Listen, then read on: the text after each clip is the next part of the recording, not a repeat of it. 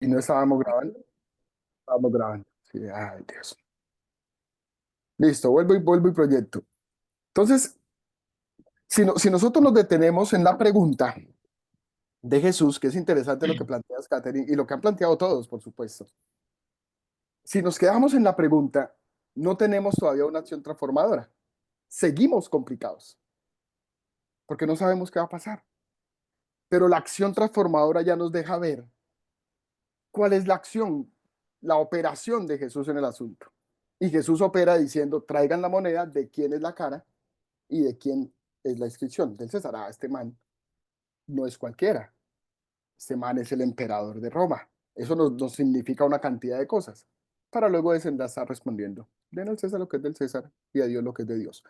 Sigue respondiendo a su tentación, pero desnudando su intención. Ahora sí nos deja ver, porque des en cuenta que Jesús sabe en su interior, lo sabemos nosotros. ¿Cuándo lo saben los personajes de la historia?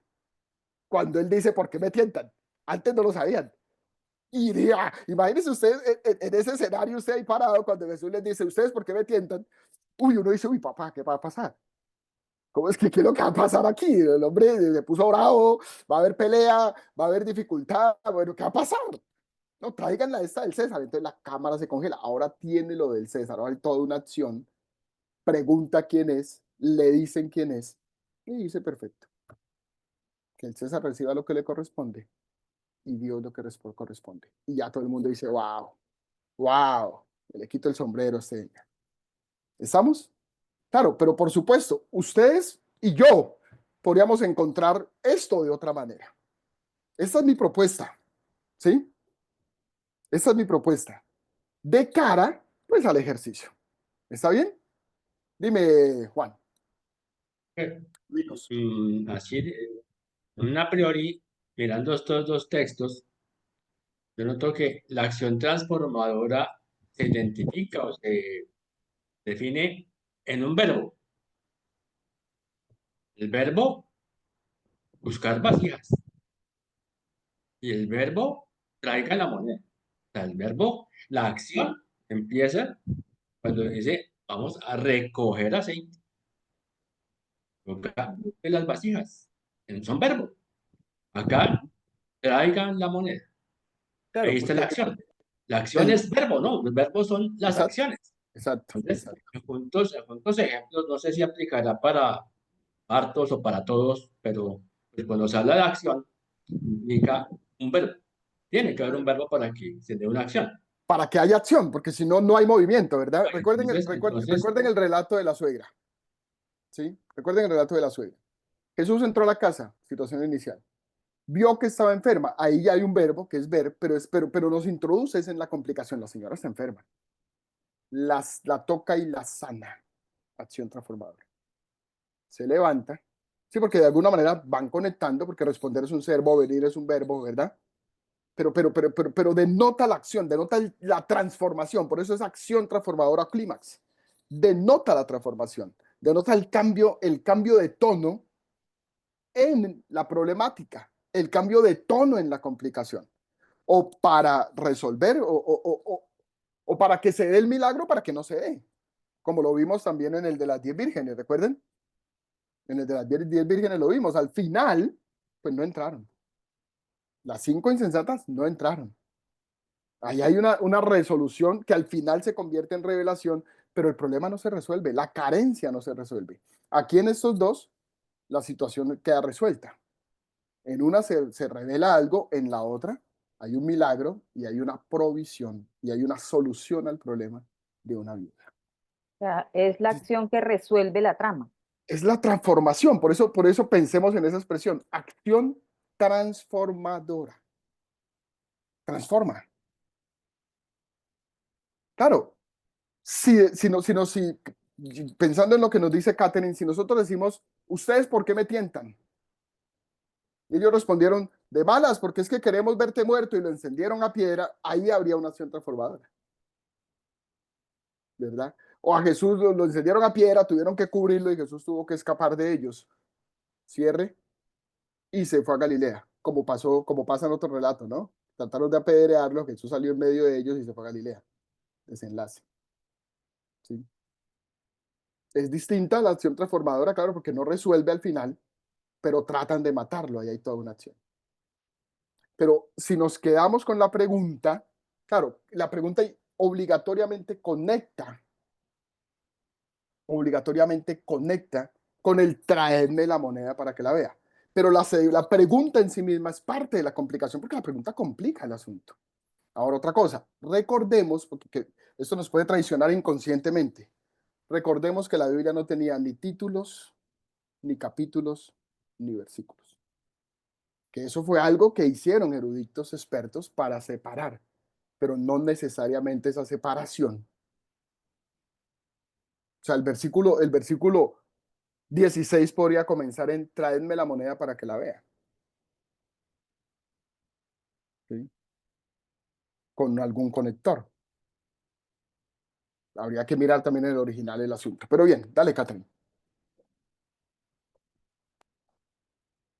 No Insiste, sé, Catherine, lo insiste. sigo masticando, pero Sí, digamos que yo trato como de conectar cuando él dice, ¿por qué me tientan? O ¿por qué piensan atraparme? Con cuando dice, y a Dios lo que es de Dios. O sea, él está, digamos, desenmascarando una supuesta pregunta ética de ellos que realmente es una pregunta política. Y Jesús lo que de pronto no lo entiende, no está ahí entre líneas, pero cuando él pasa a decir por qué me tientan es justamente como el que pudieran llegar, o sea, o el que quedara manifiesto que él viene de parte de Dios. Que ahí el enfoque es una afrenta al mismo Dios, digamos. Denle, o sea, ellos están preocupados supuestamente por las cosas del César, más no por la de Dios y más por ese profeta que está ahí hablándoles de parte de Dios. Entonces yo trato de unir esas dos cosas como que es una relevancia a claro, este claro. enviado de Dios, ¿no? Y está bien, Catherine, pero date cuenta que estás interpretando. Y aquí estamos haciendo solo el análisis binario. Solo estamos esquematizando. Solo estamos estructurando. ¿Se me va a entender? Todavía no nos hemos metido, claro, en la interpretación ya para conectar y decir, ok, claro, ahí hay todo un discurso político y toda una intención de poner a un Dios en contra de otro, ¿no? Al Dios emperador en contra del Dios que vino, ¿verdad? De poner un Dios en contra de otro y una razón clara para que con sus palabras mismos el personaje se clavara el puñal. Es perfectamente eso. Que donde César escuche que el Señor dice, no, pues es que, pero un momentico, es que a Dios toda la gloria y a Dios todo, pues César, o sea, sentencia de muerte. Y todavía no había llegado su hora. Pero Jesús les devuelve la moneda y les dice, señores, denle al César lo que le corresponde, porque mi reino no es de este mundo, ¿cierto? Que mi reino no es de este mundo, porque lo que yo vine a hacer viene a ser todavía más transformador, más potente, es de otra dimensión, es más cuántico, si quisiera uno usar terminología actual, ¿no? Es más cuántico el asunto mío, sí, es otra cosa, ¿verdad? Pero es por ahí, ¿sí? Y eso es lo lindo de este ejercicio, que es que miren, cuando uno se sienta con el pasaje, usted empieza a rayarlo y a decir, no es aquí, no, es que es aquí, no, yo creo que es aquí. Y tú lo dejas y haces tu sermón, predicas, haces tu interpretación, y después vuelves y dices, uy, no, como que era aquí, ¿sí? Y está bien, ¿sí? Porque de eso se trata. Podemos estar equivocados, claro, podemos estar equivocados. Puede venir un hiper mega erudito y decir, no, ustedes están equivocados, miren, es aquí. Y se vale, ¿sí? Pero es el ejercicio lo que interesa, el ejercicio, que nos vayamos metiendo, que nos vayamos metiendo en este ejercicio de la narrativa, que es lindo además, que es maravilloso porque o sea, le da esa vida al texto, ese dramatismo al texto, ¿sí? Ya vamos a ir a hablar de los personajes para hablar de eso, que este texto ya no soportó, que es tan lindo, ¿no? Jesús percibe que ellos vienen con hipocresía. Y eso nos lo dicen a nosotros, pero ellos no lo saben. Nosotros somos unos privilegiados como lectores. Y eso lo hace el narrador para meternos en la trama, para involucrarnos en la trama. Pero también, ¿por qué el narrador nos dice a nosotros, bueno, estoy adelantándome al tema de hoy, pero ¿por qué el narrador nos dice, por qué el narrador nos dice, los fariseos y los herodianos enviaron algunos, estoy leyendo versión la palabra, algunos de los suyos con el encargo de sorprender a Jesús en alguna palabra comprometedora? Ya eso que nos produce a nosotros como lectores, que ya hay una intención del narrador, ¿sí o no? Ahí el narrador tiene toda una intención de provocar un efecto en nosotros.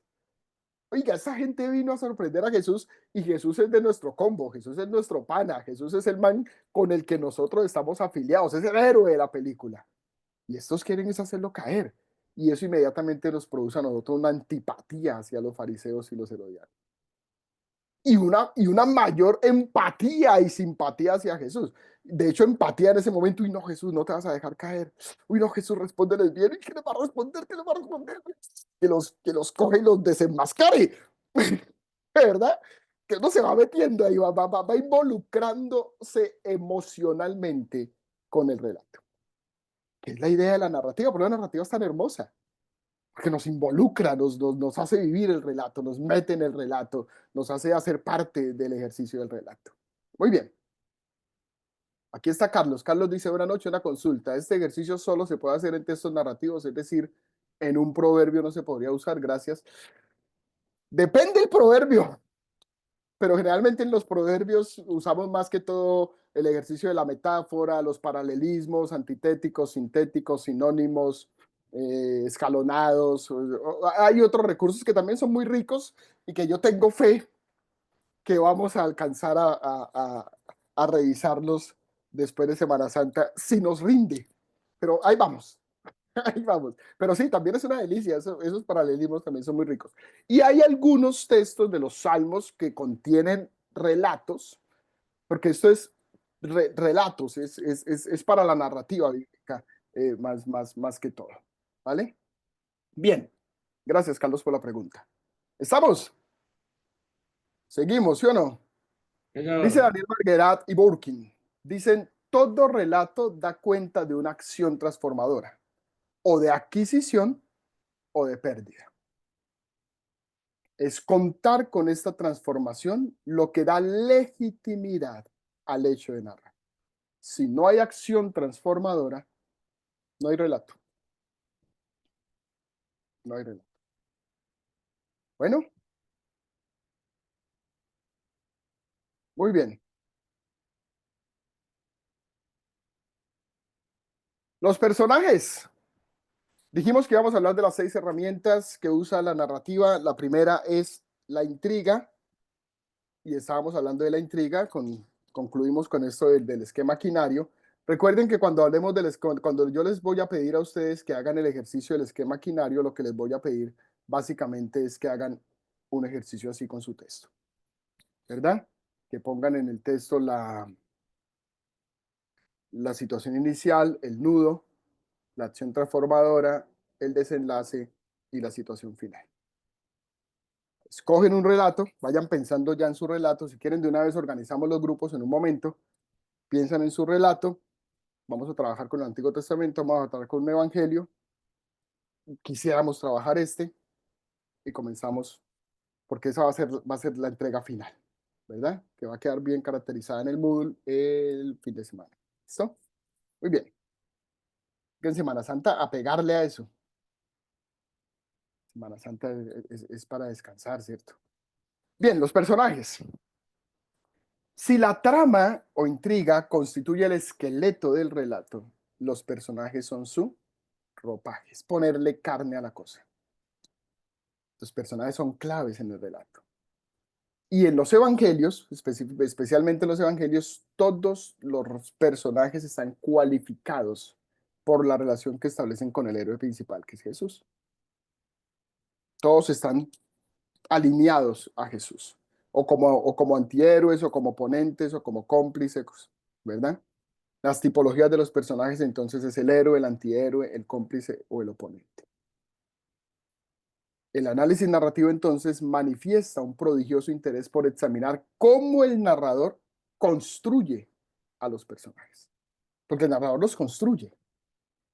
Es el narrador el que nos dice cómo son, de qué están hechos, cuáles son sus características, sus formas, sus estilos, sus modos, qué dicen, qué no dicen, qué piensan, qué sienten. Y a veces nos privilegia con la información y a veces nos deja también penando con la información porque no nos la da. Hay momentos en los que el personaje sabe más que nosotros. Eso es curioso porque uno queda como, ¿qué fue lo que les digo? Por ejemplo, el relato de la mujer adúltera. Dice que Jesús se inclinó y escribió en el suelo. ¿Qué escribió? ¿Quién sabía lo que escribió? Jesús. ¿Será que la mujer adúltera leyó lo que le escribió Jesús? ¿Será que los que le iban a coger a piedra leyeron lo que escribió Jesús? Porque escribió en el suelo, no dice que cubrió, que escondió, que tapó, que después borró rapidito para que no vieran, no, dice que se inclinó y escribió con su dedo en el suelo, tranquilo. Todo el que tuviera la visible. Por eso hay predicadores que se atreven a decir que Jesús escribió los pecados de ellos. Eso han dicho algunos predicadores. Que Jesús en la arena escribió los pecados de todos los que le iban a coger a piedra, empezó a escribir los pecados. Y que cuando ellos vieron lo que escribió y se confrontaron con eso, entonces botaron las piedras y se fue. Pero eso no lo dice el relato, ¿verdad? El relato solo dice que él se inclinó y escribió. ¿Qué escribió? Una pregunta para hacerle al Señor cuando estemos con él. Venga, mano, ¿usted qué fue lo que escribió? Que estamos en ascuas con eso. Toda la vida en ascuas no sabemos qué fue lo que escribió. ¿Sí? Que por lo menos hay otros en los que se nos priva de la información, pero después se nos da. Pero aquí sí nunca supimos qué escribió. Jamás supimos qué escribió, ¿verdad? Bien. Entonces el análisis narrativo se preocupa, se interesa por examinar, por analizar, por descubrir, por comprender, por entender, por ver cómo el narrador construye a esos personajes. Entramos en el mundo de los personajes, que es un mundo ilimitado. Dinos, José. Bueno, profe, ahora que usted tocó ese temita, yo le voy a hacer una pregunta. En este caso, ya que hemos escuchado demasiadas veces ese tipo de temas, son suposiciones, ¿no? Pero ¿está mal o está bien uno decir ese tipo de suposiciones? Pues a ver, pasa es que uno se aleja, uno dice algo que el texto no dijo, ¿sí? Yo creo que es más bonito uno decir, ¿qué escribió? ¿Podría haber escrito esto? ¿Podría haber escrito lo otro? Quizás escribió la grande la palabra gracia. Quizás escribió la grande la palabra misericordia. Quizás escribió quizás escribió una frase que decía, no sean metidos en la vida de los demás. No sé qué escribió. Sí. Sí, preocúpense por sus cosas. No sean sapos. Uno sabe que pudo haber escrito muchas cosas. Uno puede jugar con eso en la predicación, pero por supuesto, pero siempre saber que eso que uno dice no lo dice el texto, que me da un marco para jugar, pero que no está en el texto. Entonces yo no puedo decir qué escribió Jesús porque el texto no dice que escribió Jesús. Claro, en el juego de la homilética y la cosa, yo puedo decir muchas cosas, como las que acabo de decir aquí, pero debo cerrar diciendo, pero no sabemos qué escribió Jesús, pero sí sabemos qué fue lo que pasó. Ok, El en que ese esté caso, libre de pecado, tire la no, primera. lo que no se debe hacer es como afirmar que eso pasó. Que no se puede porque no está en el texto. Eso sería añadirle al texto algo que no está en el texto. Y Y yo no crear puedo una Forzar añadirle. el verdad, texto a decir, y crear una verdad en los oyentes que de pronto no es, no corresponde. Claro, claro, yo no puedo hacer decir sí, nada del texto. Yo no puedo hacer decir al texto nada que el texto no diga. Nada que el exacto. texto. Profe, y eso tiene mucho que ver como cuando Pablo que dice que se cayó de un caballo, que no sé qué, cuando tuvo el encuentro con el Señor, también. Si iba a Y el caballo, texto no dice eso. ¿no? Si iba en moto, si iba en chalupa. Lo que sabemos es que cayó, ¿cierto? De pronto iba caminando solamente. Tropezó con una piedra y cayó. Pero siempre en clave de posibilidad, de pronto, de quizás, de pudo haber sido, pero no, el texto no lo dice. Y no necesito que el texto lo diga, porque el texto es rico en sí mismo con lo que dice y con todo lo que me deja hacer con él, pero bien hecho. Gracias por la pregunta, José. Personaje, figura singular o colectiva del relato que asume un papel en la trama. Eso es un personaje. Es una figura singular o colectiva. Cuando se mira esto desde el análisis estructural o semiótico, el personaje no se entiende como personaje, sino como actante. Y el actante puede ser un objeto.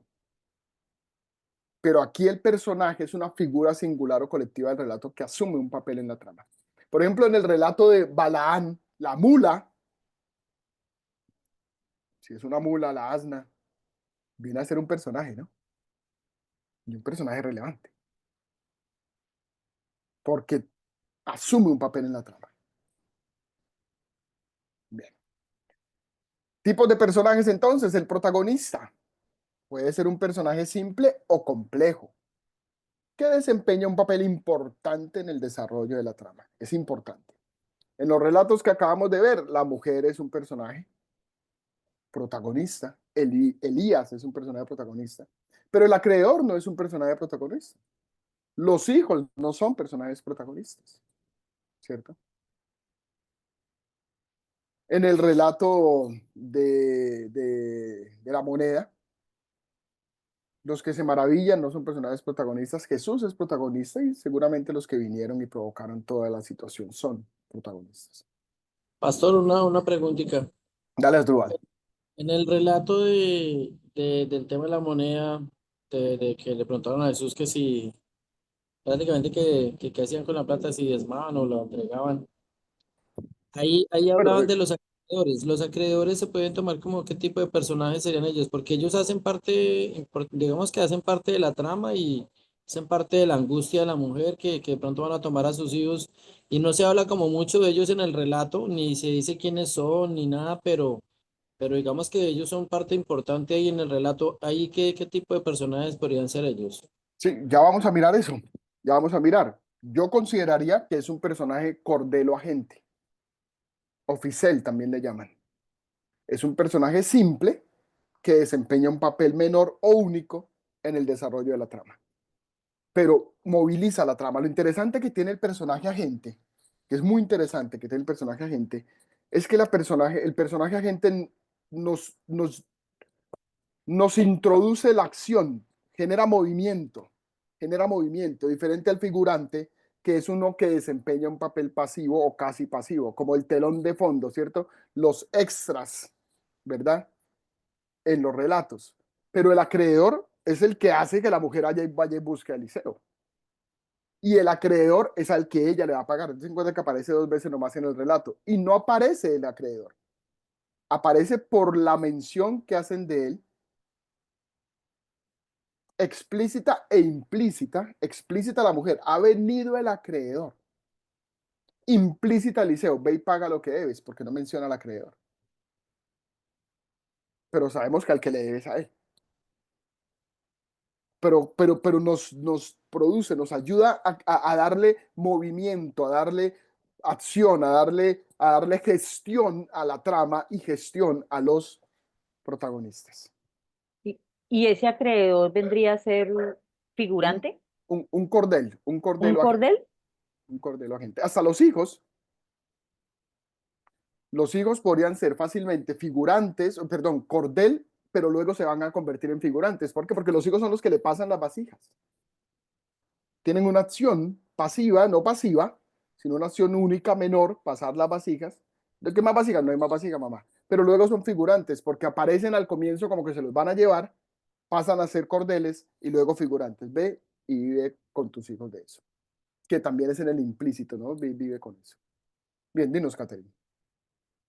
Pues es que tengo una duda. Claro, Bueno, dinos. yo entiendo bueno, son dos cosas. Lo primero que la gente es Es un elemento dentro de la narración que efectúa, o sea, que hace que se mueva, que genera una acción, que no necesariamente pueden ser personajes, personas, sino pueden ser elementos. Por ejemplo, el denario, en este caso, ¿no? O sea, o la burra de Balaam, o digamos, entiendo yo, ¿no? Que de pronto estos agentes pueden ser, sí, como elementos que llevan un movimiento dentro de la historia y dicen algo. Esa es una cosa como para que me aclare si es lo correcto o no. Y lo otro, el cordel, lo entiendo que es el hilo conductor, no un personaje como tal. Entonces no sé No, si estoy... sí, no. Cordel, Ficel o agente se entiende como personaje, no como hilo conductor. Sí, entendemos que un cordel puede ser un hilo, ¿cierto? Pero aquí estamos hablando de cordel como personaje, que a mí me gusta más llamarlo agente. Estoy proponiéndolo a partir de lo que dice también Daniel Marguera, que lo llama cordel o Ficel, ¿vale? Pero no, es un personaje que hace una conexión, ¿cierto? Por eso mueve a la acción. A mí me gusta más el término agente, que lo usan otros autores como, a ver si tengo aquí el nombre, lo usan autores como Luis Escada, Jean-Pierre Sonnet, Edesio Sánchez, Andrew Wenning, usan el concepto de agente. A mí me gusta más agente. Y el gran agente, pues también vamos a mirar ahora. El objeto, los objetos también tienen una función, no necesariamente de personajes, pero más adelante está y entonces lo vamos a aclarar. ¿Vale, Catherine? Bien. ¿Hasta ahí estamos bien? Hoy vamos a tirar harta información. Espero no dormirlos con toda la información que hoy vamos a tirar harta información. Muy bien. Cuando descansen me dicen, vamos a tomar café, mano, porque ustedes saben que yo me pongo aquí y hay clases que me dan las 11 de la noche, entonces quiero respetar su tiempo porque yo me voy yendo. Bien. Los personajes, seguimos con los personajes. Entonces, digamos que hay tres tipos de personajes. Ya ahorita vamos a hacer un ejercicio donde vamos a identificar personajes y demás. Está el personaje redondo. ¿Quién es el personaje redondo? El personaje redondo es una figura construida con la ayuda de varios rasgos. Asume generalmente, frecuentemente, continuamente el papel de protagonista en el relato.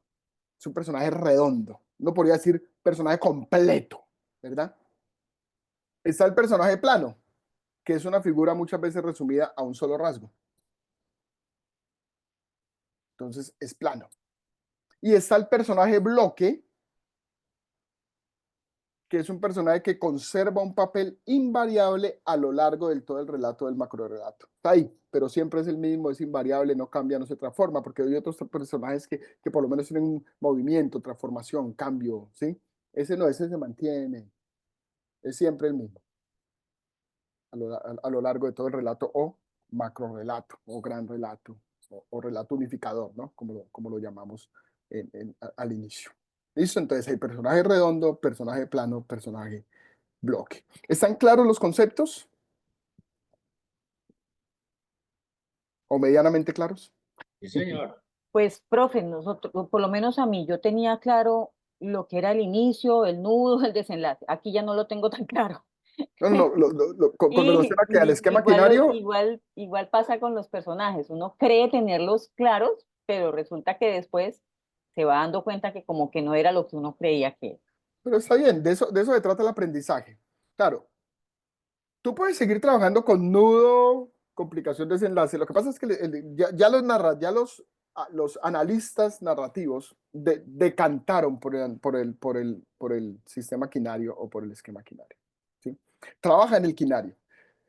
¿En qué medida se va precisando el quinario? Pues en la medida que lo voy haciendo. ¿Sí? Sin miedo a equivocarme. Porque, ¿cuál es el problema de que yo diga, no, mira, aquí la acción transformadora y resulta que era más atrás o era más adelante? Eso no es grave. Lo que es grave es que yo diga que Jesús escribió con el dedo los pecados de los. Eso sí es grave si yo digo que eso es verdad. ¿Sí me entiendes? Pero mi esquematización se me va afinando, se me va perfeccionando en la medida que lo voy haciendo. Porque la exégesis es como la matemática. Hay que hacerla. Nosotros podemos terminar este curso y tú puedes comenzar a acercarte a los textos bíblicos con esta metodología o con este método. O puedes decir, tan chévere ese aprendizaje o tan aburrido ese aprendizaje, cualquiera de las dos está perfecta, pero no volver a hacerlo. Nunca usarlo. ¿Sí? La idea es enfrentarnos al texto y trabajar con él. ¿Vale? Y eso se empieza a volver una cosa así como a veces como medio natural, uno la va encontrando. Y uno al final establece su escala. ¿Sí? Uno establece su escala. Y otro puede decir, no, para mí es esto, pues perfecto también, porque pues de eso se trata la interpretación bíblica también, no es comunitaria, no es en soledad. Entonces nadie necesariamente tiene la verdad absoluta. Yo difiero de Marguerite en algunas esquematizaciones que él hace, yo digo, "Uy, no, a mí no me parece. Yo creo que no es por ahí la cosa, yo creo que es por acá. ¿Sí? Pero en la enseñanza pues también hay que ser fiel a los teóricos. Bueno, bien. Entonces, con relación a los personajes, los conceptos están bien para ustedes. Está el protagonista, generalmente es redondo, pero también puede ser plano. Pero generalmente es redondo. Frecuentemente el personaje redondo es un protagonista. Hay un personaje plano que está resumido en un rasgo en particular. Ese rasgo no solamente ni necesariamente es físico. Y ahora recuerden que no siempre, y casi nunca realmente, la preocupación del narrador es una preocupación de descripción de la psicología del personaje. El personaje no se entiende como un ser autónomo en el relato bíblico. Es un ser, es construido para el relato. Es construido para el relato. A veces nos dan características físicas, a veces no. ¿Cómo era Job? Físicamente hablando, ni idea. Al comienzo nos dice que era recto, que era perfecto, recto, temeroso de Dios y apartado del mal. Pero eso uno lo podría poner entre signos de interrogación porque todo el relato al final, todo el macro relato del libro al final nos va a decir, oiga, ¿quién es verdaderamente recto, perfecto, temeroso de Dios, apartado del mal? ¿Cierto?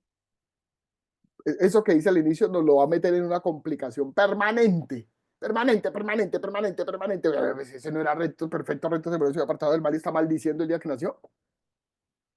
Bueno, pues es que el perfecto, recto, temeroso de Dios y apartado del mal llega a maldecir el día que nació. Eso no lo hace ni menos recto, ni menos perfecto, ni menos temeroso de Dios, ni menos apartado del mal. ¿Está bien? Entonces, eso es lo lindo también de la escritura. Pero por aquí estamos, ¿bien? ¿O hay alguna pregunta? Si hay alguna pregunta, aclaración, alguna cuestión y la podemos responder, démosle. O nos metemos en un ejemplo, de pronto podemos ir encontrando como más claridad en el asunto. ¿Está bien? Miremos el ejemplo de Lucas 9, 37 al 43. Busquemos el texto bíblico. Después de este ejemplo nos vamos a tomar agüita, que ya llevamos 1 hora y media aquí. Es que yo estoy impresionado, el tiempo no me rinde. Pero no rinde para nada, ¿no? Cosa tan impresionante. No le alcanzó el tiempo para nada. Lucas 9. Lucas 9, 37 al 43. ¿Lo tienen?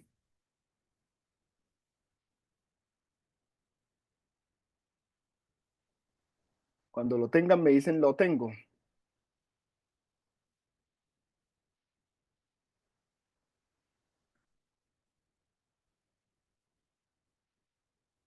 Ya, ¿Listo? profe, sí, señor. Muy bien. Lucas 9, 37 al 43 relata la historia de un endemoniado, ¿cierto? Bastante interesante, cuyo padre le pide a Jesús que lo ayude para que él sea sano. Vamos a mirar entonces. Leamos el relato, va a leerlo. Dice, al día siguiente, Reina Valera, al día siguiente, cuando descendieron del monte, una gran multitud le salió al encuentro. Y aquí un hombre de la multitud clamó diciendo, Maestro, te ruego que veas a mi hijo, pues es el único que tengo. Mire eso cómo se va complicando de chévere. Es el único. Y mire lo que hace el narrador. O sea, el narrador la pone difícil. Ve a mi hijo, pues es el único que tengo. Y sucede que un espíritu le toma y de repente da voces y le sacude con violencia y le hace echar espuma y estropeándole a duras penas se aparta de él.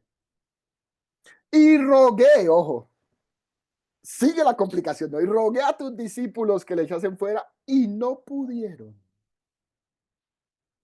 Respondiendo Jesús le dijo,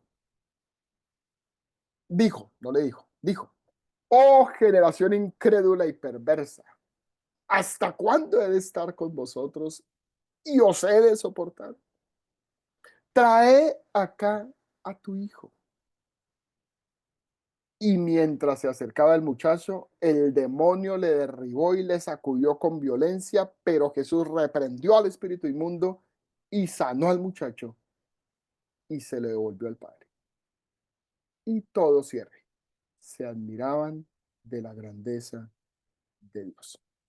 Hacemos un ejercicio antes de meternos en los personajes, hacemos un ejercicio aquí Sí, profe, sí. de esquema quinario a ver si nos da. ¿Les Sí, parece? sí, señor. ¿Sí? ¿Están todos de acuerdo? ¿O nos alargamos? No, Miremos sí, pues. profe. Una. Al día siguiente, cuando descendieron del monte, sabemos que estaban en el Monte de los Olivos, ahí ya nos conecta con un ejercicio de tiempo. Eso es otra de las herramientas del análisis narrativo, la temporalidad, que la veremos luego, no hoy. Descendieron del monte, una gran multitud les salió al encuentro. Y aquí, un hombre de la multitud clamó diciendo, Maestro, te ruego que veas a mi hijo, pues es el único que tengo. Uno podría decir, ahí está la situación inicial. O podría quedarse con la situación inicial hasta cuando la multitud salió al encuentro. Sin embargo, sería muy escasa porque al final salió la multitud y ¿qué pasó? No, se le acercó un hombre y le dijo, tengo solo un hijo, pero ¿qué no va a decir con el hijo? ¿Qué pasa con el hijo? Sí, pues, ¿qué pasa? Sí, tiene un hijo, pero ¿qué? Porque si el hombre dice que vea al hijo, ¿qué es lo que tiene el hijo? Quiere que lo vea para que le ponga las manos y lo haga su discípulo porque quiere que sea como un Jesucito. Bueno, ¿qué es? Ah, bueno, entonces se complica. Y sucede, para eso es que quiere que lo vea, que un espíritu le toma y de repente da voces, le sacude con violencia, le hace echar espuma, lo estropea y a duras penas se aparta de él.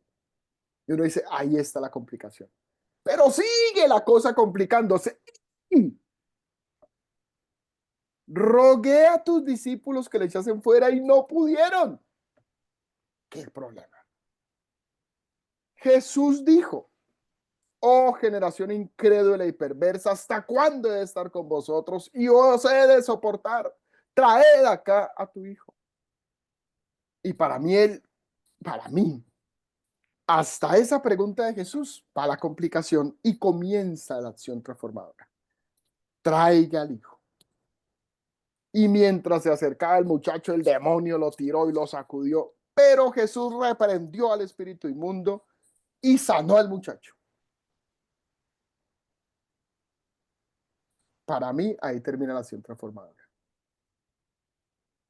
Cierre, desenlace, y se lo devolvió a su padre.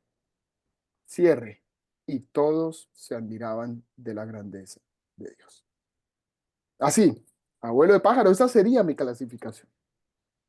O sea, Ustedes pueden decir, oiga, y hay otra. Sí, señora. el inicio sería hasta cuando les salió al encuentro, ¿sí? Al día siguiente, cuando descendieron del monte, una gran El multitud les inicio salió para al mí encuentro. sería hasta el versículo 38 completo. Te ruego que veas a mi hijo, pues es el único 37 y que tengo. 31. Para mí. Pero es donde más Pero dudas tengo. Es donde más dudas tengo. En la situación inicial es donde más dudas tengo. Pero para mí sería hasta donde pues tengo que veas a mi hijo, pues es el único que tengo. Para mí estaría hasta ahí. La situación inicial. La complicación 39 hasta al el 41. 41. Al 41, 41b, 41. porque la parte final del 41 trae acá a tu hijo, a mi modo de ver, ya hace parte de la acción transformadora. Ahí empieza, ¿cierto? Para mí ahí La empieza la acción acción transformadora transformadora. empezaría ahí, Trae acá a tu hijo. Para en mí el, ahí empieza la acción en el transformadora. verbo traer. Para mí ahí empieza la acción transformadora, exacto. Exacto. Ahí tiene una clave interpretativa, una clave de análisis, Juan Carlos, que es interesante. Oiga, miremos dónde es que está el verbo conector. Vamos a ver si eso se da siempre, posiblemente no, pero es Bueno, interesante como medida, ¿no? Muy interesante.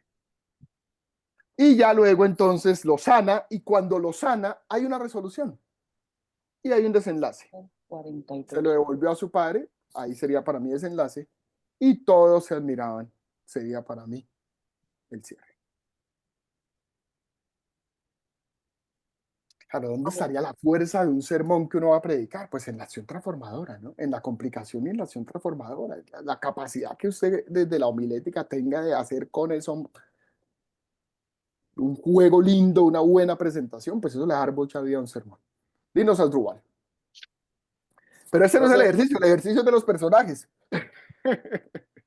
Me Dale, queda una duda y es que no dale. he logrado como diferenciar entre cuándo es revelación y cuándo es resolución. O sea, como Resolución da cuenta de un milagro generalmente, ¿sí? De algo que, y revelación da cuenta de un aprendizaje, de un saber, ah, de algo que se aprende, algo que se sabe, ¿sí? resolución tiene que ver más con los milagros y revelación con aprendizaje Sí, de toda la doctrina que él enseñaba. sí, sí, una enseñanza, un aprendizaje, algo que se sabe, ¿sí? Hablaba. Ujú. Ok, ya Bien, ahora sí me queda clara la como diferencia. para hacerlo sencillo. Se puede complejizar, pero no lo complejicemos, porque al final cuando se hay un milagro hay un aprendizaje, y cuando hay un aprendizaje a veces hay un milagro, pero no siempre. Bien, y hay señales, por ejemplo en Juan es más complejo, porque en Juan las señales quieren revelar algo. ¿Recuerdan? Entonces, en Juan el milagro lo que busca es revelar algo también. Hace que el macro relato tenga unas características bien interesantes. Bueno, personajes.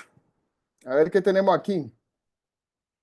Protagonista, vamos a preguntarnos por el protagonista, vamos a preguntarnos, mire, ya les di la copia, vamos a preguntarnos por el protagonista en el relato. ¿Quién es el protagonista o quiénes son los protagonistas? ¿Quiénes son los cordeles? ¿Quiénes son los figurantes? ¿Listo? Entonces, protagonista sería quién? Asdrúbal, ¿quién es el protagonista?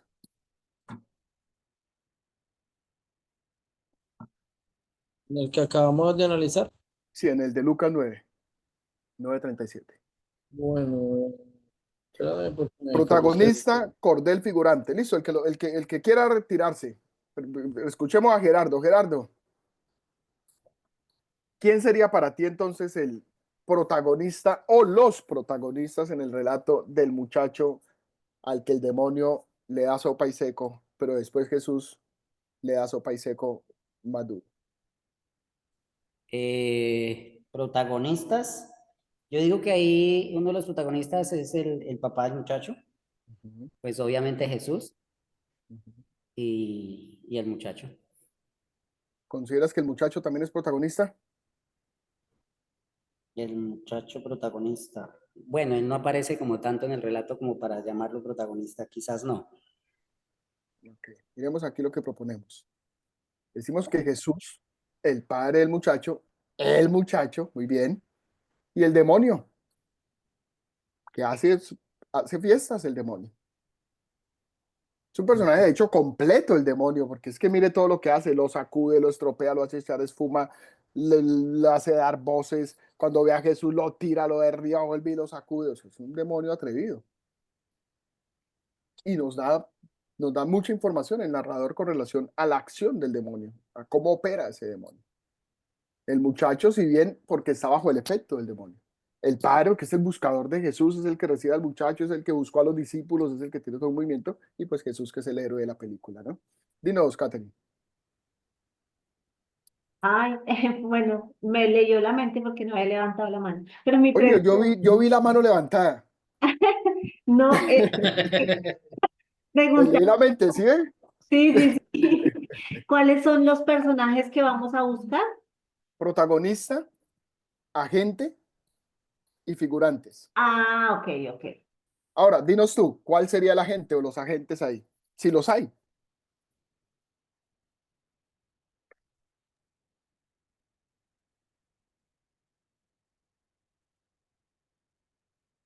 A ver, miro. ¿Será que los hay? Protagonista. Puedes destruir eso de protagonistas también, puedes hacer una propuesta distinta, todos pueden hacerlo, ¿no? Eso es un ejemplo, pero para que lo discutamos también. Yo estoy pensando en unos figurantes. Ok, está bien.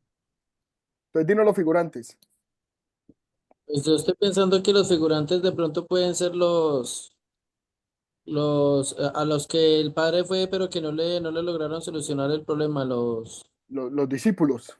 discípulos, exactamente. ¿Qué, Porque pues si qué- bien hacen parte de la trama, no son como tan relevantes, pero sí los menciona. ok, consideras que no son tan relevantes. ¿Qué La dice multitud también es figurante la multitud? Sí o sí es figurante. y los discípulos, ¿Serían eh, figurantes o serían cordeles? ¿Qué dicen ustedes? ¿Serían figurantes o serían agentes? Agentes. En alguna medida fueron agentes, ¿Por qué, Adriana y Juan? Por- porque ellos hicieron al menos el intento de espantar ese demonio. No pudieron, pero lo hicieron intentar. Estuvieron en la acción del trabajo que está ahí. Hicieron algo, hicieron su buen esfuerzo, no tuvo fruto. Entonces le dicen, no, estos no pudieron. Por favor, Jesús, ayúdame tú. ¿Sí? Y ahí generan un movimiento de alguna manera, ¿no? Ahí generan un movimiento de alguna manera. El movimiento del Padre hacia Jesús. Que si no, ahí termina. Los discípulos lo echan fuera, Jesús baja de la transfiguración y está tranquilo el hombre. Pero apenas baja se encuentra tremendo demonio Ujú. atrevido, acabando con un pobre muchacho, ¿no? Al que los discípulos no pudieron expulsar. Luego más adelante va a decir, creo que es en un sinóptico que dice, este género no sale sino con oración y ayuno, ¿no? Creo que es un relato paralelo, seguramente en Mateo o en Marcos. Bien, miremos. Lo que proponemos aquí es que la gente son los discípulos y que los figurantes son la muchedumbre o la multitud que se admiró. Muy bien,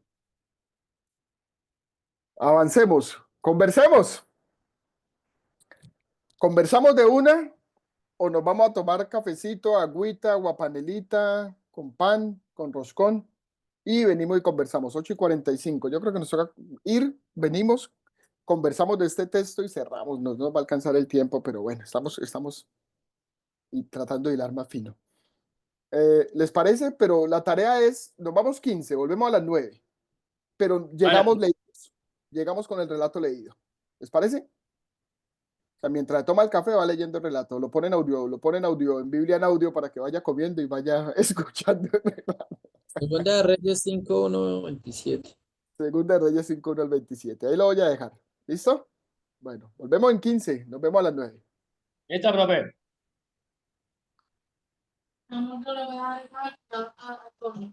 Amor, ¿y por qué no me das comida con eso a mí? Dale.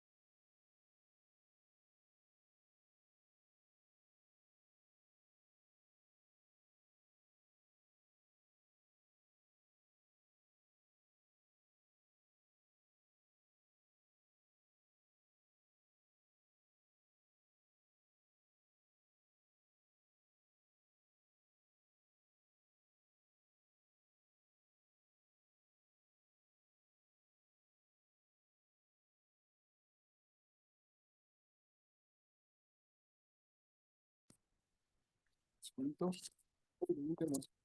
siento que mi internet me está haciendo una mala pasada. Vamos.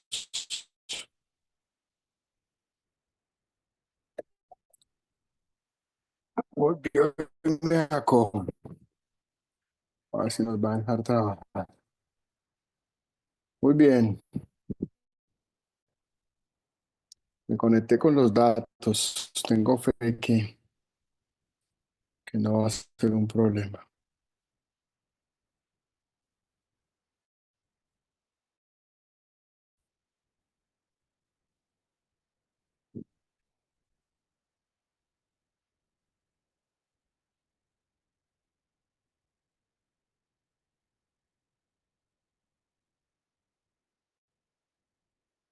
¿No me ven?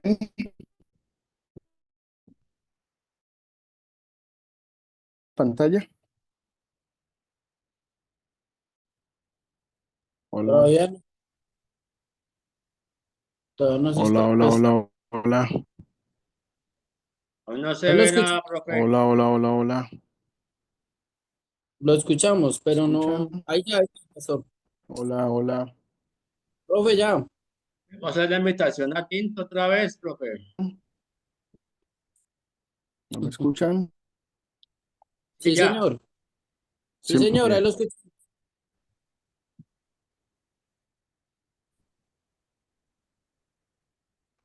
Aló, ¿me escuchan?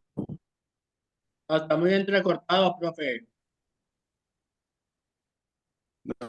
Es que me-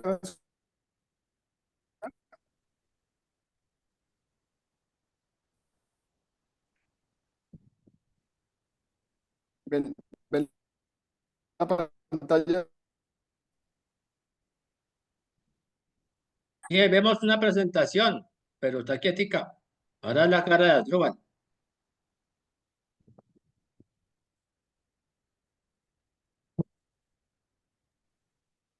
Bueno, ahora sí, volví. Ahí Ahora se sí lo parece. escuchó ya. Ahora sí parece. Bueno. Vemos su nombre, profe. Listo, volvimos. Ahora sí. Ay, bendito sea el Señor. Qué lucha con este internet, por Dios santo. Bien, el problema de estos pueblos, hombre. No estar uno en Girardot, donde la señal no molesta. Bueno, cómo no fue con la lectura? Ay, Ese texto es un texto con el que yo he trabajado muchísimo. Muchísimo. Me encanta el texto de Nehemías, de Naamán y hay mucho, ¿no? Hay muchas oh, cosas. es delicioso ese texto. Solo con ese habríamos podido hacer todo el curso. Es una maravilla. Tres personajes aparecen en el texto, principales, podríamos decir, ¿verdad? Que sí. eh, sí. Y los pongo en signo de interrogación porque habría que definir eso. Naamán, Eliseo y Gehazi o Giesi, como lo diría la versión Reina Valera, creo que se refiere a él, si no estoy mal, como Giesi, ¿cierto? Bien, preguntas. ¿Cuáles de esos personajes que están ahí en signo de interrogación son redondos y por qué?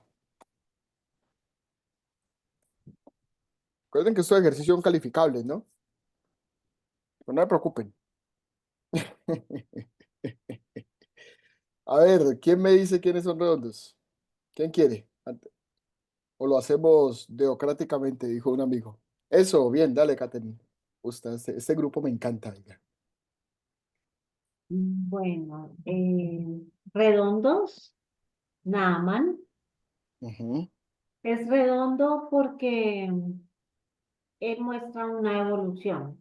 Pasa de ujú, ser arrogante, orgulloso, a, a reconocer o sea, hacer como un reconocimiento humilde del poder de Dios. ujú, También porque tiene un conflicto interior, ujú, pues porque le cuesta como aceptar algo como tan simple, ¿no? Para él, o tan sencillo, como bañarse en el río. Y pues porque termina siendo transformado, no solamente físicamente, sino espiritualmente. Ujú. Y creo que también Gehazi o Gehazi, bueno, como se le llame, también es redondo, porque aunque tiene, o sea, aunque realmente no es un personaje, por decirlo, positivo, o sea, tiene Ujú. unas actitudes negativas, pero también es un personaje complejo, porque, bueno, el diente, toma dinero, termina castigado, actúa por codicia, bueno, en fin. Pero entonces es como todo este cambio, el cambio que le sucede a él, ¿no? O sea, todo lo que hace y cómo termina su castigo y también que actúa por codicia.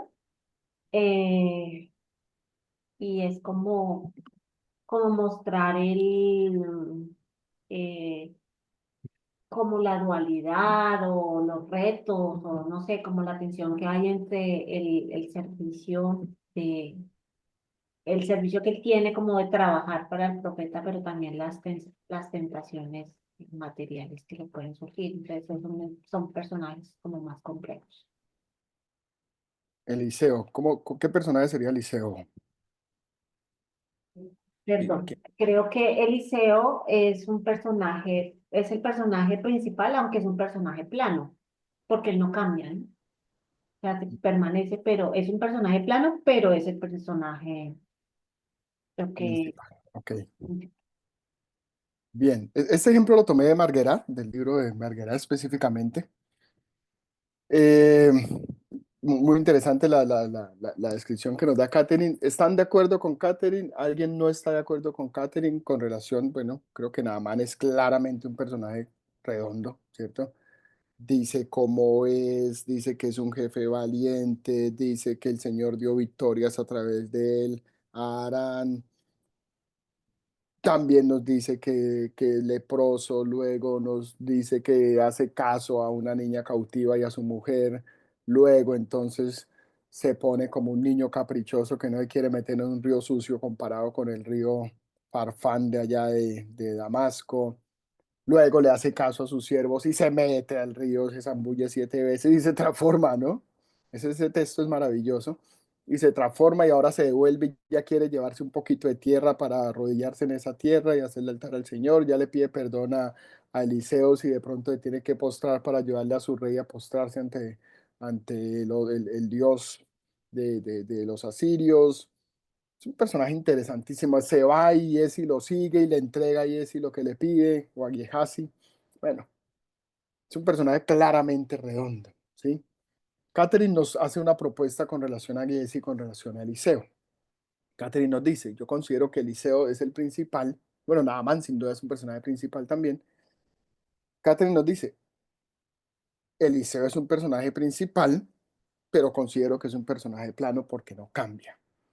Y Jesse es un personaje redondo, nos dice ella, porque además de ser el siervo de Naamán, pues de Naamán de Eliseo, pues también el personaje pues tiene como esa tentación material.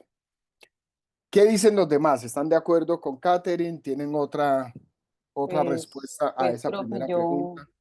yo creería que Redondos, Naamán y Eliseo, ¿Ok? porque ¿Por son los qué? personajes que como que más describe el texto, ¿sí? Ujú. Como que más como que más los delimita, como que más ¿cómo decirlo? Sí, como que más los describe. Y considero a Giesi como un personaje plano, porque solo muestra como esa sola, esa sola faceta de él, como que muestra solamente esa partecita simplemente, Ok, que no significa que de pronto él solamente sea así, pudo haber sido un buen siervo, pudo haber tenido buenos sentimientos en algún momento, pero que ahí están mostrando que se dejó influenciar por su ¿qué? Ay, se me va la palabra en este Codicia, momento, pero codicia. exacto, por su codicia, pero lo creería de esa manera, no sé si estoy equivocada. aunque puede confundirse un poquito codicia con oportunismo, Ok. porque él en realidad no le iba a quitar nada a nadie que no estuviera dispuesto a dar. Ujú. Sí, está Entonces, bien. simplemente, pues sí, ambicioso hasta la medida que él dice, venga, pero si yo recibo este bonito, este señor de todos modos nos iba a dar mucho más. Yo le digo que me dé unas monitas de ropa a los muchachos, pues poco es mucho. Entonces, no le quitó nada a nadie que no Ujú. estuviera dispuesto a dar inclusive más. Entonces, Bueno, como dijo el profe, una línea delgadita como entre la codicia y la y la oportunidad. oportunidad. Ok, está bien.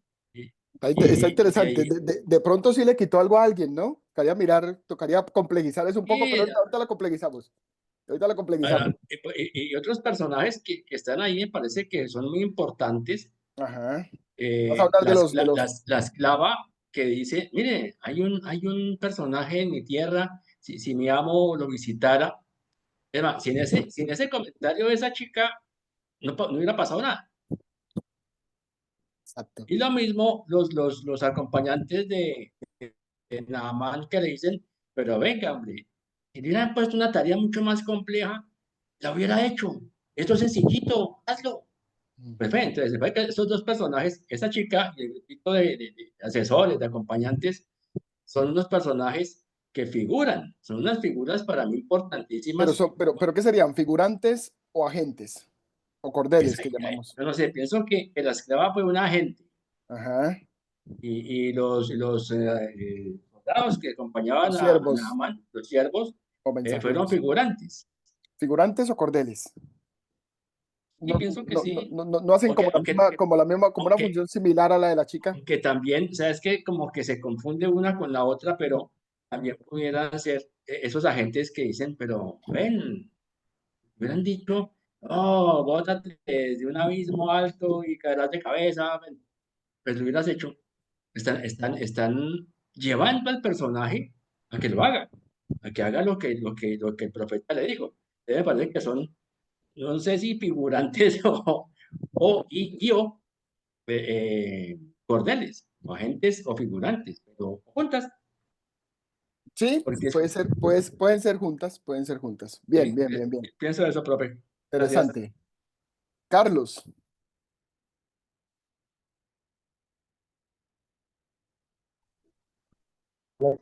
Este, yo tengo como una pequeña duda bastante, tomando en cuenta que redondo te tan escucho regular, Carlos, casi no se te mediático. escucha bien. No, se va, no te logro entender. Mira si de pronto te ubicas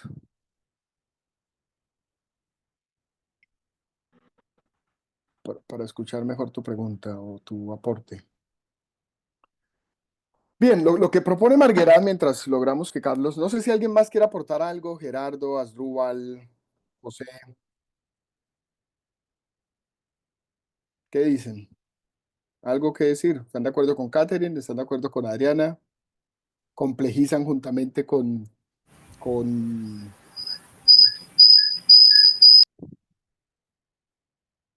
con Juan, que Gerardo ibas a hablar?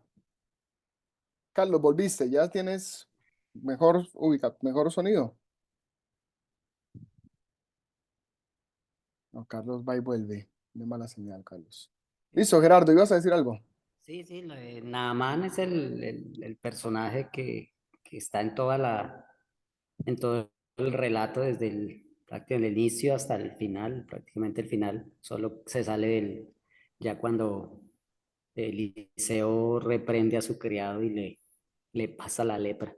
De resto, pues Naamán está en todo, en todo. Y el resto, por los otros personajes, pues los reyes y todos ellos, pues sí aparecen ya en esas otras.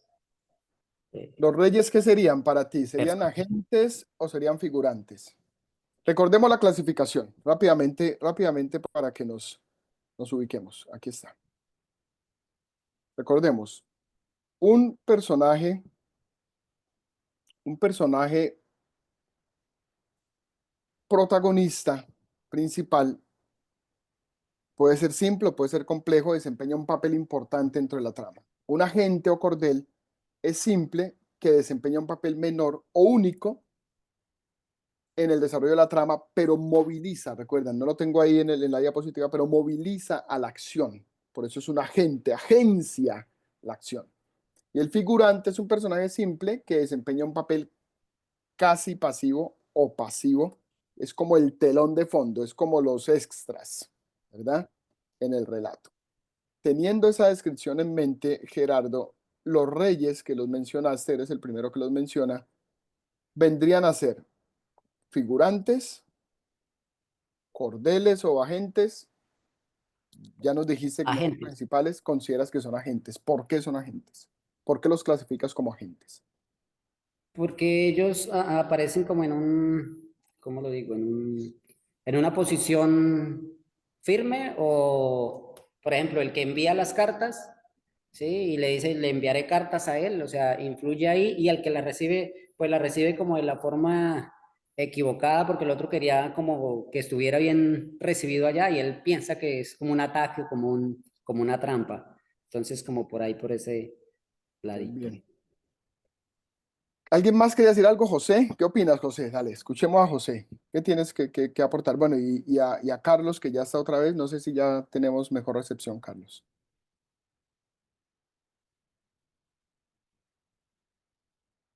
Bueno, yo he estado escuchando la opinión de cada uno de ustedes y ha sido bastante fundamental. Y también me basé como en esa personita que mencionó mi compañero Juan, por ejemplo, la muchacha esa que estaba ahí y los siervos de Naamán, los que estaban con él ahí, o sea, cumplieron un papel bastante fundamental que cambiaron el sentido de todo lo que estaba pasando. Porque, por ejemplo, si no hubiese sido por aquellos soldados, Naamán no hubiese hecho eso. Entonces, como que hubo un choque ahí, hey, si entonces si hubiese algo más difícil, tú lo haces, y esto que es tan fácil, ¿por qué no lo vas a hacer? Entonces pienso que ellos cumplieron un papel bastante fundamental y me gustó. Y entonces Bien, estoy totalmente de acuerdo con lo de Juan. sí, sí, bien. La propuesta, en mi estudio de este pasaje, les voy a hablar primero de mi estudio de este pasaje.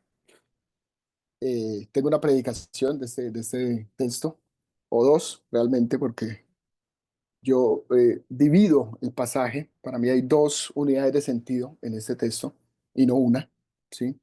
Para mí hay una unidad de sentido que termina en el versículo 19.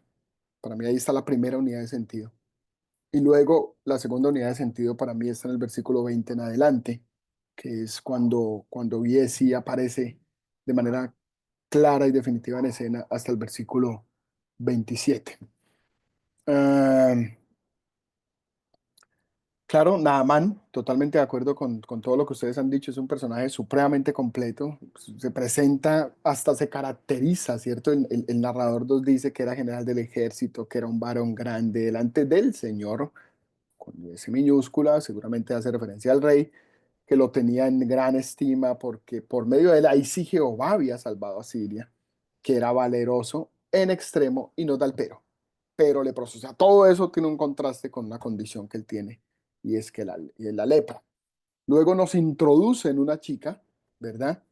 Pero siguiendo hablando de Naamán, luego ese Naamán va con toda la pompa, con toda la cosa, se lleva carros, se lleva plata, se lleva oro, se lleva criados, dice que lleva 10 carros, ¿no? Y espera pues como toda la parafernaria también, todo el protocolo de parte del profeta que ni sale a verlo. Eso es interesantísimo, ¿sí? Pero se va bravo, refunfuñando, y ese es todo el proceso de conversión de Naamán. Ustedes van viendo cómo Naamán se va comportando cada vez más como un niño. Ahí hay una en el hebreo, ahí hay dos expresiones claves en ese relato.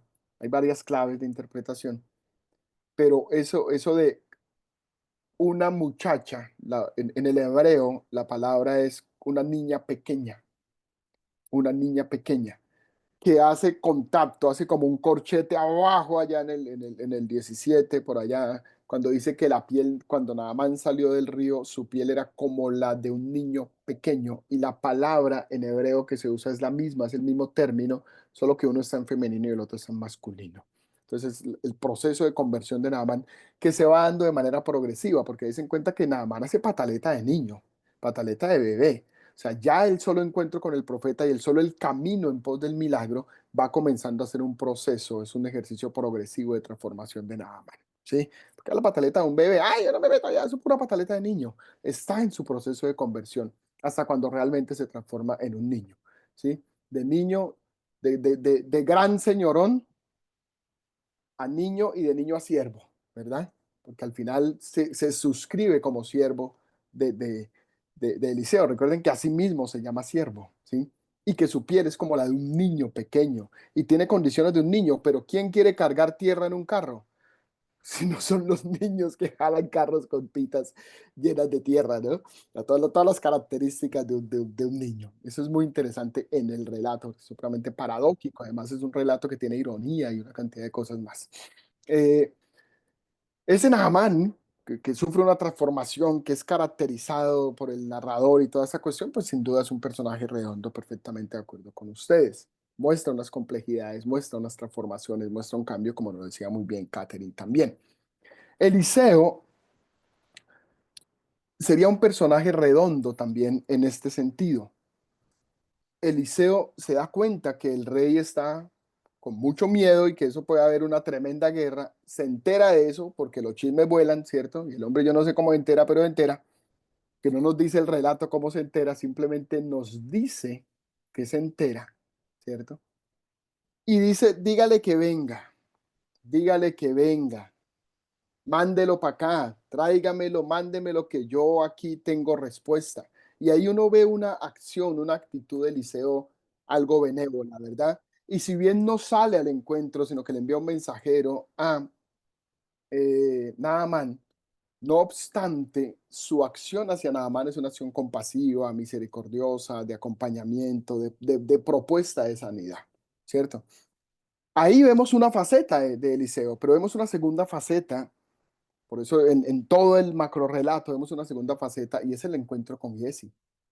El Eliseo que se encuentra con Giesi no necesariamente es el mismo que se encuentra con Naamán. El Eliseo que se encuentra con Giesi es un Eliseo firme, es un Eliseo radical, es un Eliseo que emite un juicio, es un Eliseo que le dice, ahora la lepra de Naamán vendrá sobre ti. Es un Eliseo muy fuerte, que no es el mismo necesariamente Eliseo que vimos en el contacto, en la conversación, en el diálogo con Naamán.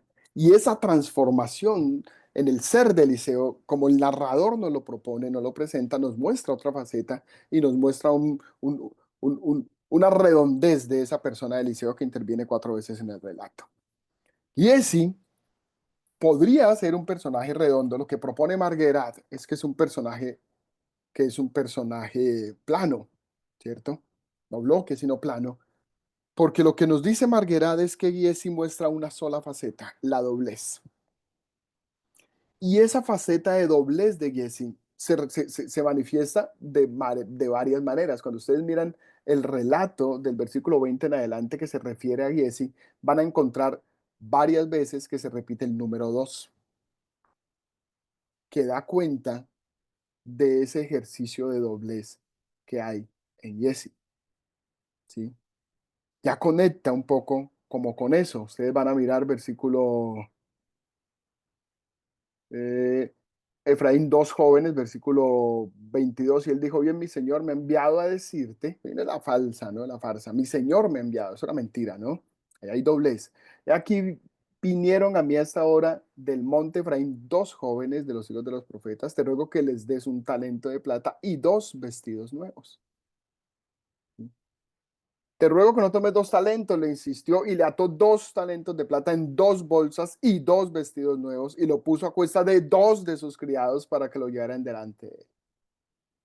Ese 2 constante, esa constante repetición del 2, 2, 2, 2, da cuenta del doblez de Giesi, del doblez de Giesi. Y esa es su única faceta en el relato. Un siervo con doblez, con hipocresía, con oportunismo, con codicia, y todas las anteriores. ¿sí? Que al final es receptor de la lepra. Pero miren, el Eliseo es muy fuerte. ¿De dónde vienes? No, yo no he ido a ninguna parte. No estaba allí mi corazón cuando el hombre volvió en su carro a recibirte. Es tiempo de tomar plata, vestidos. Es un juicio muy fuerte que le hace Eliseo. Por tanto, la lepra de Naamán se pegará a ti, a tu descendencia para siempre. Y salió delante del leproso como la nieve.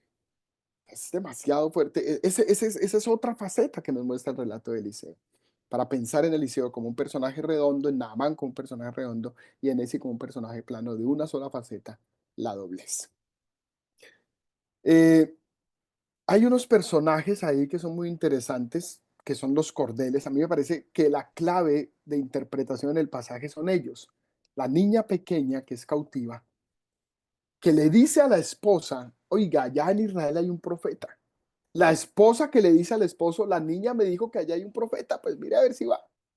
El rey que le dice, venga, yo mando cartas y hágale, vaya con estas cartas para que usted vaya con todo el poder del rey, todo el respaldo del rey. Pero el otro rey que rasga sus vestidos y Eliseo se entera porque todo el mundo dijo, uy, pero el rey rasgó los vestidos, nos van a matar porque vienen de Arán a acabarnos esos sirios. Y preciso viene el general que es el más bravo de todos y genera el movimiento de Eliseo hacia acá. Y esos hermosos criados, dice el texto criados, no sé si en alguna versión dice soldados, pero dice criados y me fascina el concepto de criados y no los llamemos soldados porque ojo, mucho ojo con las expresiones y las palabras que usan los narradores en el relato.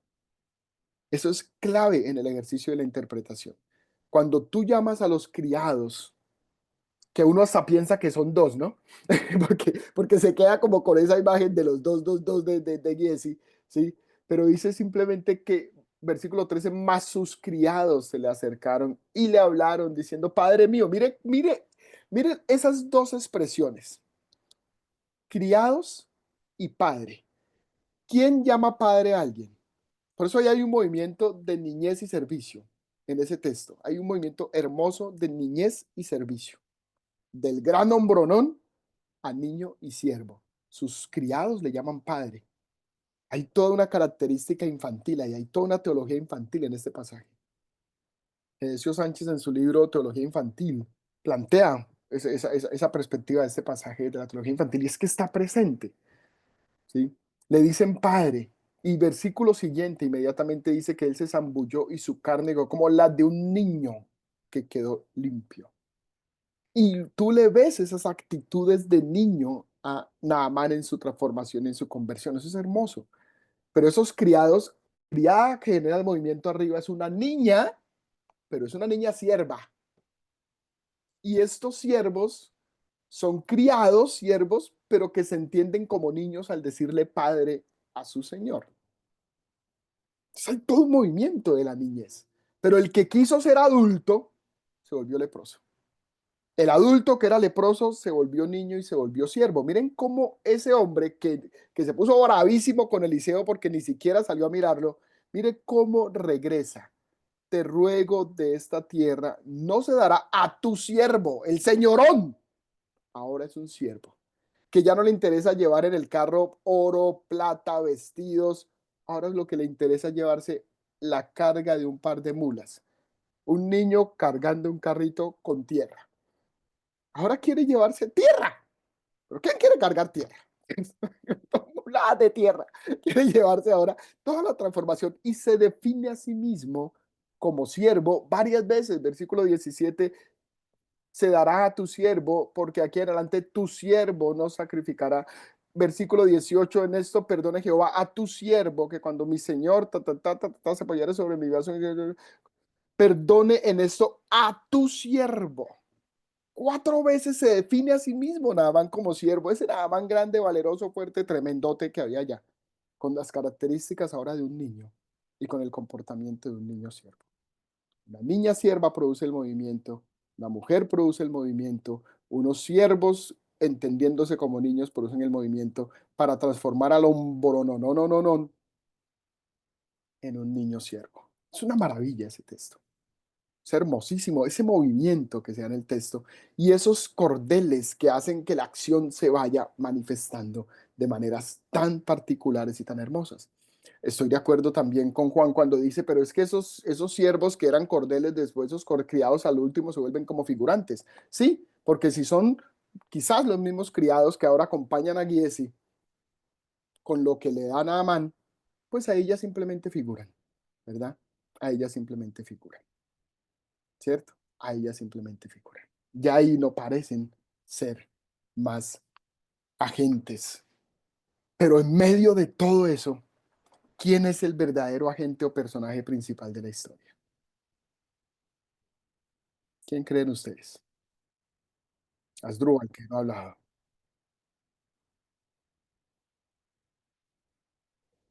¿Quién, Asdrúbal, sería el verdadero agente o personaje principal? En toda esa historia, ¿quién es el personaje principal? Pues es que hay varios, ¿no? Estábamos hablando ahorita de los No, reyes. estoy hablando de uno, porque dice el verdadero agente o personaje principal. Ahí estoy hablando de uno solo.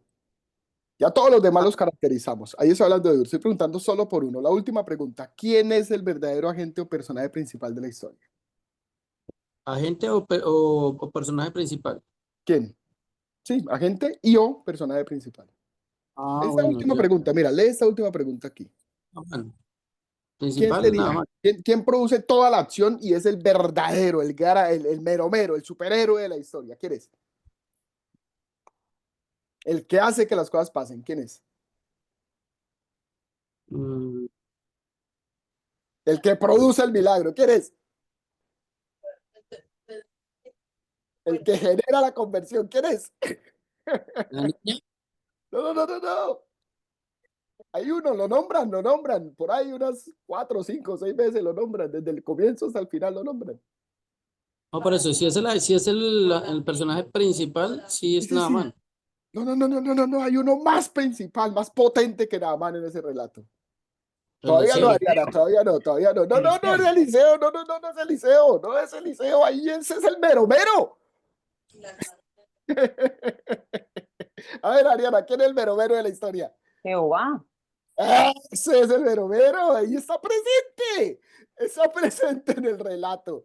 Y está presente porque se nombra, pero todos sabemos que es la acción de Dios a través de Eliseo que opera a través de a través de la niña, a través de los criados. Es Dios orquestando, agenciando toda la acción.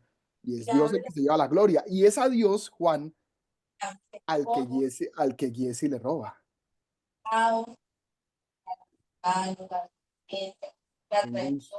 Tengo un sonido por ahí que está filtrando.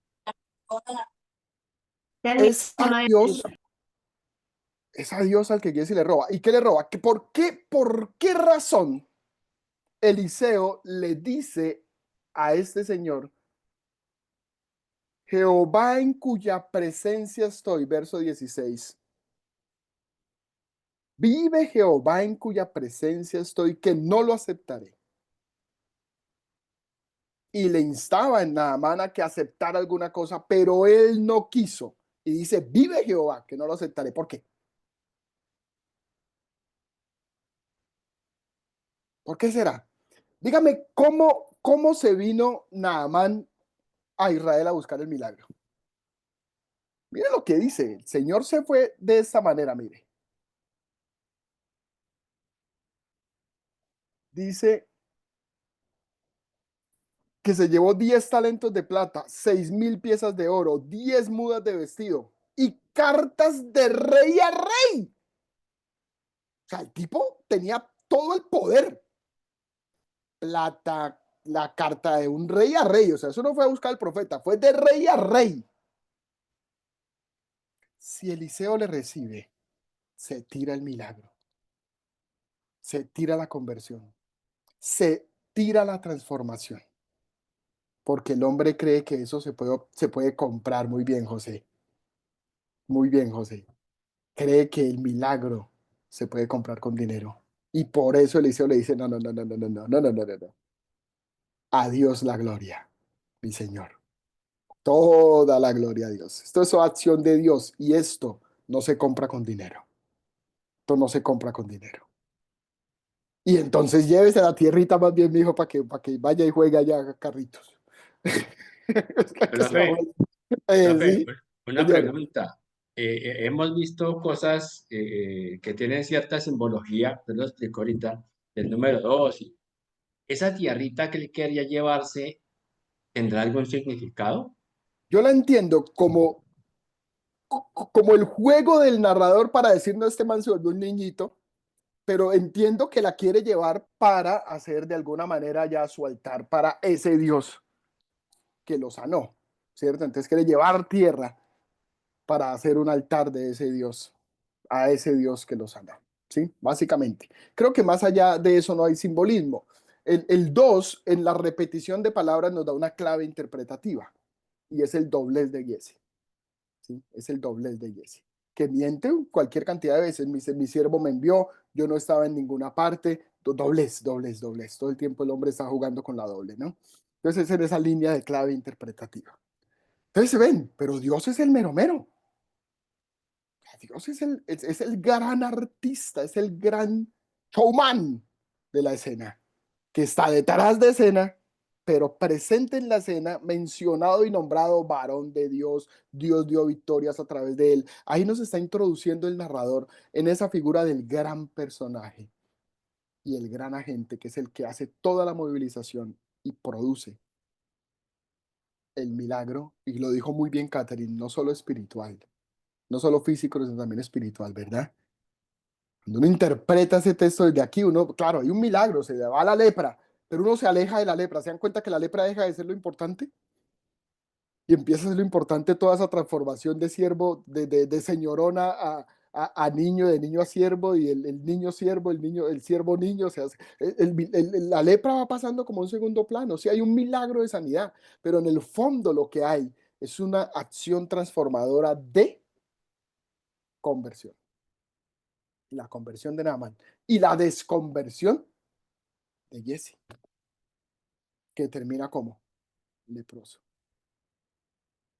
Desafortunadamente, leproso como la nieve. ¿Estamos? Preguntas, Señor, comentarios, sugerencias, recomendaciones, 9:39. Se nos fue el tiempo. Dímenos, Catherine.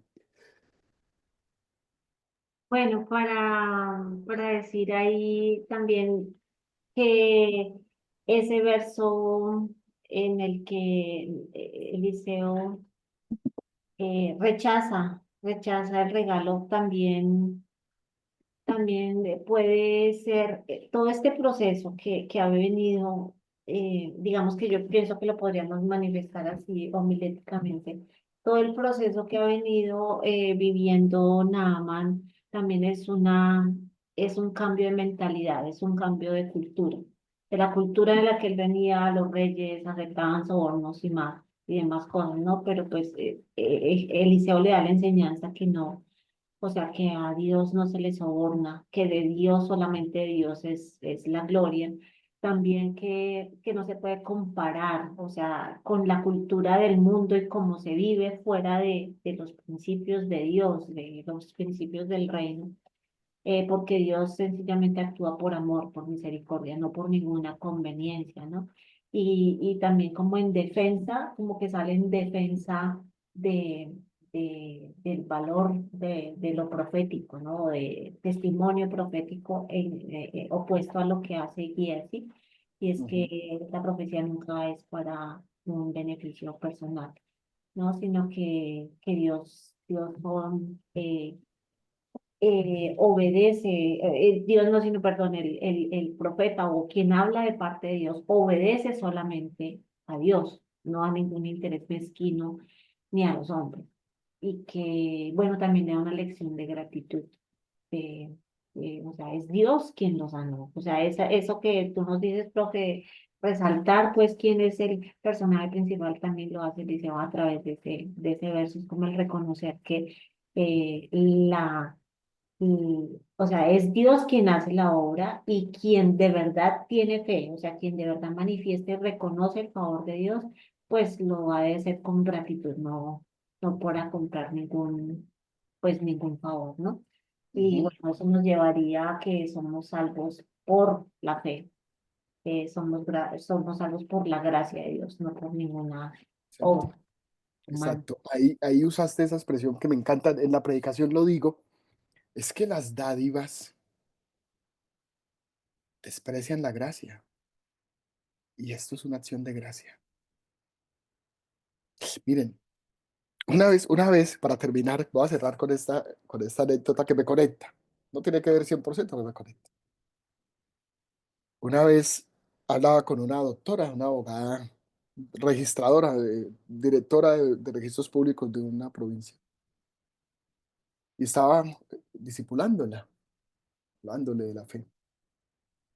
Y entonces yo le dije, es que el amor de Dios parece fantasía. Ah, no, yo le hablaba del amor de Dios, lo recuerdo, de la gracia del amor de Dios, de cómo Dios la amaba, la perdonaba, la recogía, la reconciliaba, porque ella pues había tenido su vida. Y ella me dijo, porque ella fue la que me dio el título de un sermón, ella me dijo, es que todo eso que usted me dice, pastor, parece fantasía. Parece fantasía. Y el que prediqué un sermón, escribí un sermón que se llama El amor de Dios parece fantasía, pero no lo es. Mire, lo que le cuesta a la gente, aún a los hombres y mujeres cristianos y de fe, entender la gracia. Porque siempre creemos que que es algo por algo, y la gracia es algo por nada. Y eso es tan difícil en un mundo consumista donde todo es una transacción, donde todo es una deuda, donde todo es un negocio, donde todo es lo que merezco. Es tan difícil entender la gracia. Porque uno hasta ahora, para merecer el milagro, para merecer el favor de Dios, para merecer la gracia de Dios, entonces uno va a la iglesia, entonces uno hace cosas bien, entonces uno se porta bien, entonces uno trata bien a la señora, a los hijos, entonces uno hace muchas cosas bien como para justificarse, pero eso no te justifica. Eso es un asunto de gracia. Tienes que hacerlo o lo hacemos es por gratitud, no para, sino por. Y aquí entonces está claramente ese ejemplo. Gracias, Catherine, por traerlo. Un hombre que recibe la gracia, pero quiere de alguna manera, hombre, hay que pagar por esto porque es que nada es gratis. Y Eliseo le dice, no, no, no, vive Jehová, que no lo voy a recibir. Vive Jehová, en cuya presencia estoy. Se la tiene perfectamente clara. Esto es una acción de la gracia de Dios y la gracia no se obtiene por justicia. Eso es una maravilla en el relato. Mis amores, a mi pesar se acabó el tiempo. Gracias, Nos, profe. nos pasamos 15 minuticos y quedé por la mitad. No hay problema. A internet y con todo. Pero vamos avanzando, ¿no? Bueno, frase para cierre. Ya me conocen. Entonces, a ver, Asdrúbal, ¿con qué nos quedamos? ¿Con qué te quedas?